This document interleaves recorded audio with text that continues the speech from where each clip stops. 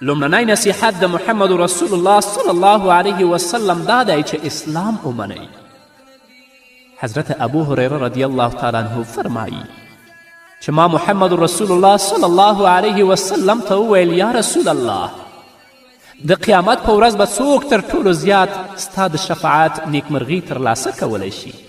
یعنی څوک به ډیر زیات لایق وي ستا شفاعت لپاره. رسول الله صلی الله علیه وسلم ابو هریره ته په ځواب کې ویلې د قیامت په ورځ به زما د شفاعت هغه څوک ډیر حقدار وي چې د زړه او یا نفس په اخلاص لا اله الا الله ووایي. نو راشئ قدرمنو اوریدونکو، مسلمانانو ورونو او خویندو، د دې پر ځای چې د خپل وخت په لعب و لهب او په عباسیاتو کې تیر کړو،